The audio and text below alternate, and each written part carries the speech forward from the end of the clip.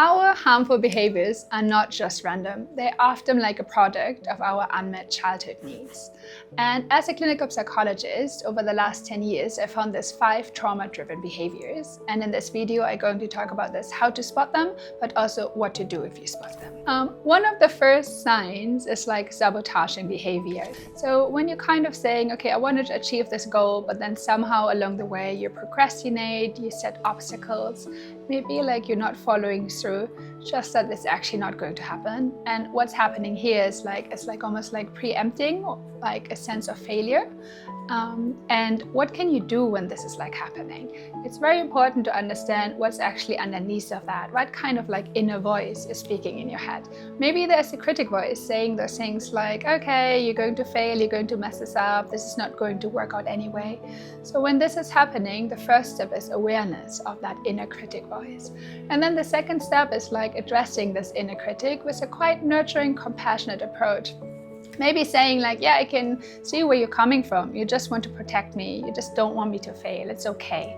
But I actually got this. And if I fail, life will go on anyway. Yeah, I'm here for you. You're not alone with that. This can be, for example, one option of internal self-talk. Another option is like you can try out some small behavioral experiments. For example, like you can really try to break down like a bigger goal into smaller goals. And really trying to do one step at a time without falling into this like procrastination or other like things that actually would usually push you into sabotaging behavior. And last but not least, please don't forget, failure doesn't define you, only progress does. The second trauma-driven behavior is people-pleasing. And what is people-pleasing about? Really like trying to put other people's needs above your own needs. And again, just like to please, to avoid conflict, to avoid disappointment, which often leads to overcommitment, no clear boundary setting, and often like a quite high level of distress, if not even like resentment that's building up. And what is important? What can we do about this people-pleasing behavior? It's important to check who is actually afraid of this, which part of you. Maybe there is this inner child who is afraid. It's like, okay, if I'm going to say no, they're going to leave me. So what we need is, again, a compassionate approach towards that inner child that has a fear of being like left. Kind of say, just an example, look, like we cannot control people. They might leave you or not, but your needs matter regardless, as everyone else's needs matter. And it's okay to say no. It's okay to set a boundary. You have the right to set a boundary as everyone else. If you want to make it a little bit more practical, you can also like take a piece of paper and think about all those moments where you actually said no and it did not end up in a disaster, where it was actually like okay and people respected this. They might not have liked it, but ultimately like things went much smoother and everything felt much more in balance than if you basically accepted and subjugated your own needs. Yeah, so please remember, setting a boundary is like not selfish, but more like an act of self-care. The next behavior is about like perfectionism. And what is actually perfectionism about? So this is basically like trying 150%, trying to be very precise, being always alert, giving your best, never taking a break, never stopping. And like, why would you display this kind of behavior? Is literally like a preventative mechanism to prevent any sense of failure, disappointment, or even rejection, most likely also punishment. So when this is like coming up and you might have that internal voice, quite demanding internal voice probably, oh, you should have done this, or you must try harder, or this is just not enough. Yeah, push yourself, don't be such a crybaby. Yeah, just try a bit, like keep on going. We might be like inclined to just keep on going and like subscribing to this overcompensation mode of like perfectionism. What we can do instead when this like niggling, demanding critic voice is actually coming up is like, first of all, recognizing this voice and thinking about like, okay, this is like actually a critic mode. And I not necessarily actually need to listen to this or follow the instructions, but rather being curious, why is this critic mode actually here right now? What does it want to tell me? And maybe the critic voice actually just wants to protect you. And then you could say to that critic mode, I know you just want to help me right now. And I really appreciate this. And in the past, you really helped me and rescued me, basically. I couldn't have done it without you. But right now, I'm actually safe. And even if I make a mistake, I'm worthy regardless, and nothing bad is going to happen right now. So that might be like really like having a bit of an internal dialogue with your inner critic, without being mean to that part, just having actually a compassionate dialogue and putting it there where it belongs. And in this way, you can actually step away from that perfectionistic behavior and have a bit more leeway to actually be in the present moment and give yourself some slack for some mistakes. The next behavior I would like to talk about is emotional numbness, or also like avoidance.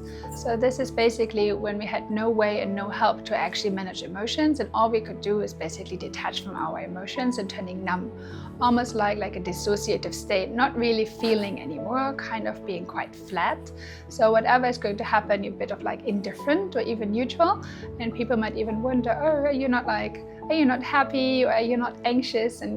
And you're like, no, kind of I'm not, because you're in this constant, almost a bit of like a zombie state. You're just getting through life, you're like follow the motions, you're functioning, but you're actually not really connected with your body. And why is this often happening? Because you learned like getting in touch with your emotions is actually not safe. And like you don't know how to process this, and as soon as you go there, it's just like too overwhelming. And one of the action points I really like recommend you, just as a starting point, is like almost like making like feelings and or like body sensations not your enemy, but actually befriending them by a very small gradual exposure to actually allowing yourself to be in your body, to feel your body. And this can be done so like simple mindfulness exercise or mindfulness breathing, or other like maybe progressive muscle relaxation, maybe even a massage to just stay with your body and feeling your body and being back into your body. And this is of course just the starting of like a journey to reconnect again and befriend what's happening there, and then ultimately process your emotions that you're carrying and living again a bit more full life with a full range of emotions. The fifth behavior is also known as like the fear of vulnerability, and this would lead to a behavior of pushing other people away, because you realize in the past being vulnerable is actually not a good thing. People might have dismissed your feelings when you were bringing them up. Maybe they even ridiculed you for actually like sharing some level of vulnerability, or used it against you. So in any way you kind of got burned, like vulnerability is not safe. And therefore you would always keep like an arm's length distance to other people. And superficially you might connect well, but you might not dare to get to this like deeper level.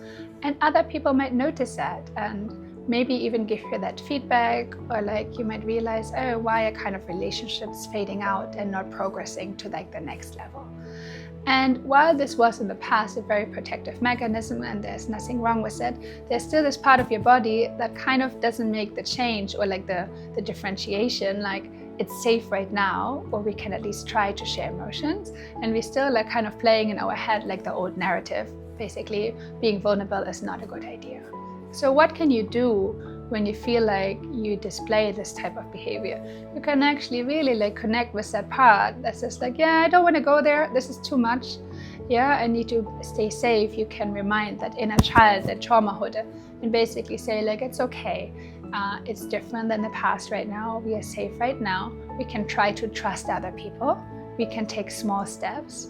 Maybe you just share like a small vulnerable story that recently happened to you and just see how the other person reacts. Yeah, you don't need to have like a full like vulnerability unload, but try like small steps and see what your level of comfort is, and like keep on growing and learn to have like more authentic connections by allowing yourself to be vulnerable. If you would like to learn more about what is actually causing those 5 behaviors, you can have a look at our other video talking about like invisible trauma.